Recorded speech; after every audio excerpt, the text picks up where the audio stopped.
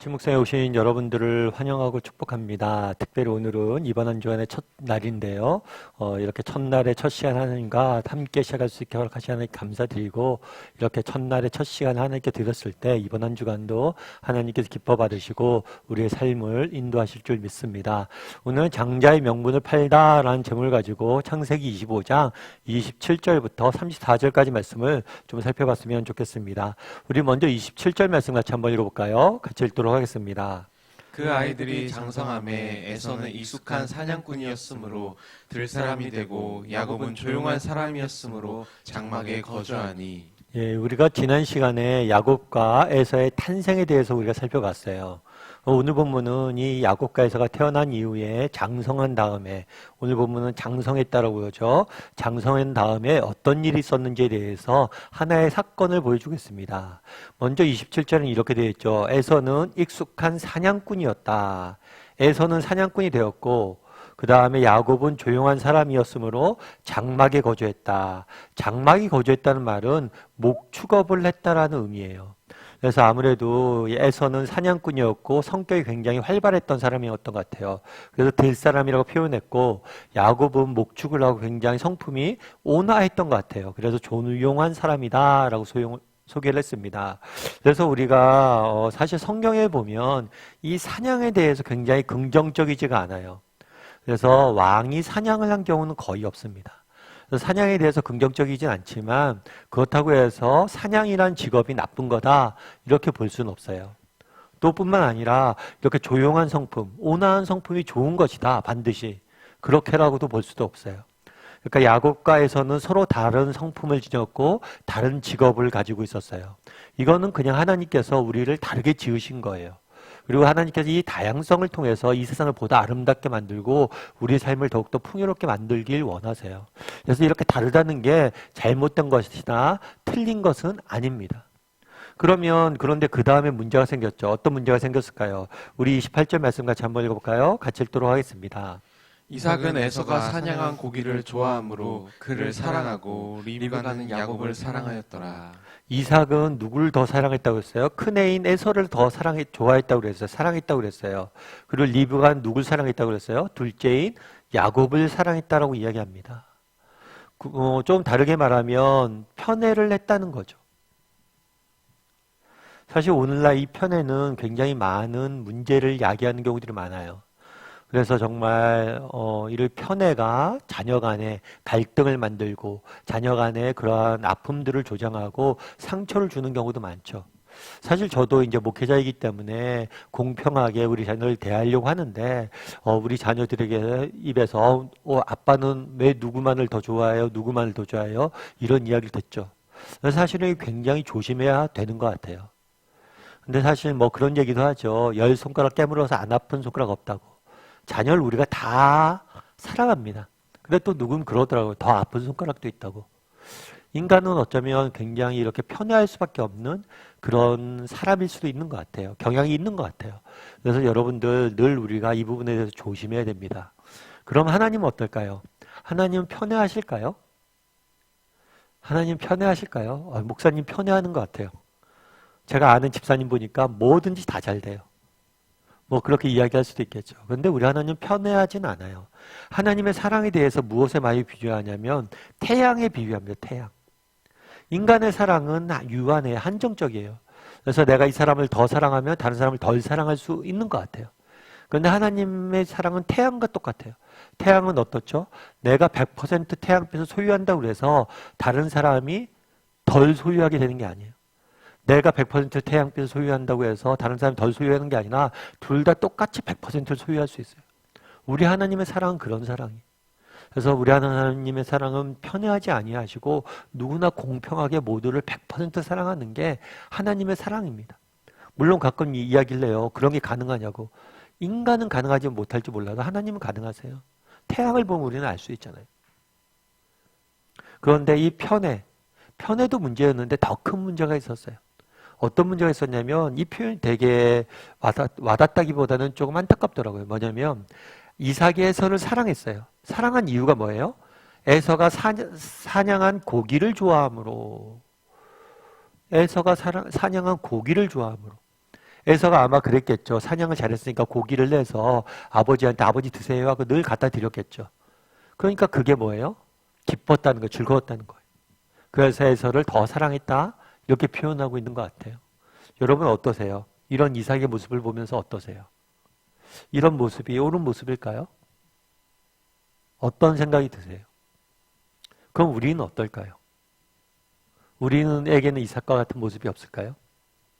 우리도 이런 이삭과 같은 모습이 있을 수 있어요. 우리 자녀들이 태어났을 때 우리 자녀들을 얼마나 사랑했습니까? 얼마나 아꼈어요.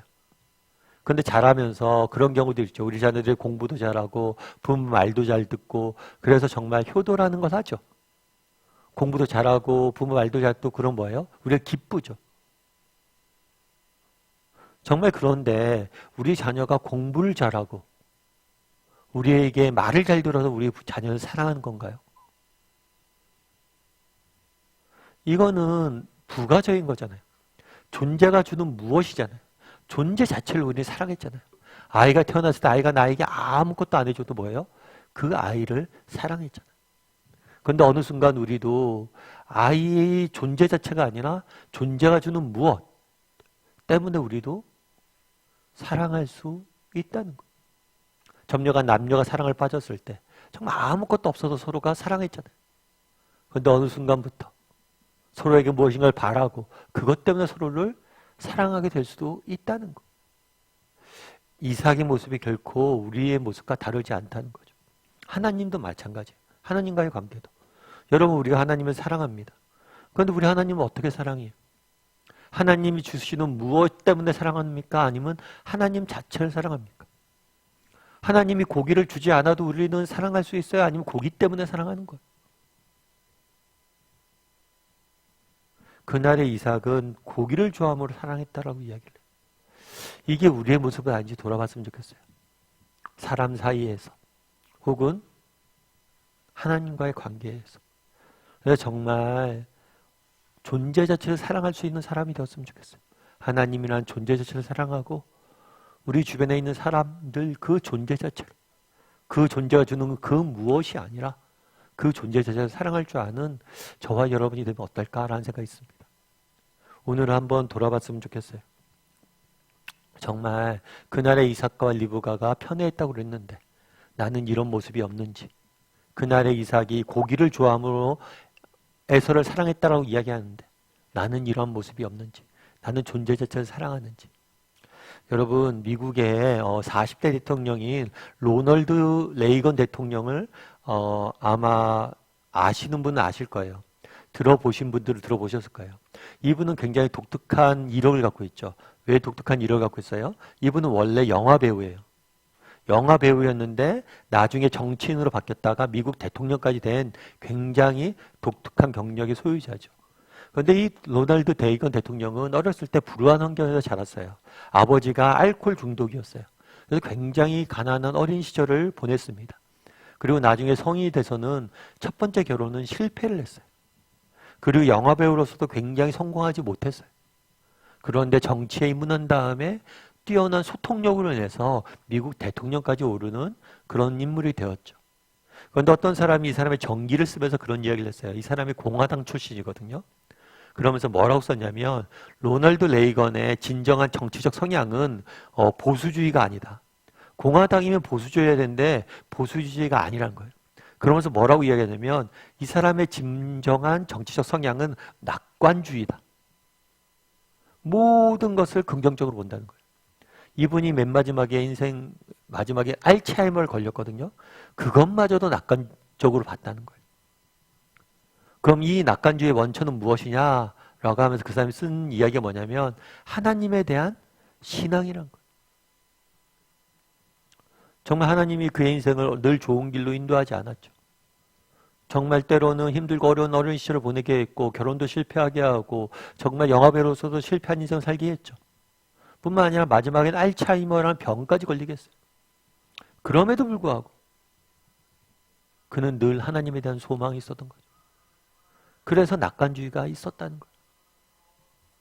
하나님께서 지금 당장은 정말 내게 아무것도 안 주실지 몰라도 여전히 하나님을 사랑하고 찬양하고 하나님에 대한 믿음을 지켰다는 거예요. 그래서 낙관주의였다는 거예요. 참 제가 그 얘기를 들으면서 이 이야기를 들으면서 굉장히 마음이 와닿았어요. 여러분, 우리 그리스도인들은 낙관주의가 돼야 돼요. 왜요? 우리 하나님이 계시잖아요. 우리 하나님께서 우리에게 아무것도 안 주신다고 할지라도 그분이 계시잖아요. 그러면 다 된 거잖아요. 내게 지금 무엇인가 부족하고 무엇인가 없더라도 하나님이 있고 내 주위에 사랑하는 사람들이 있다. 그럼 우리 인생은 낙관적으로 우리를 볼 수 있는 거예요.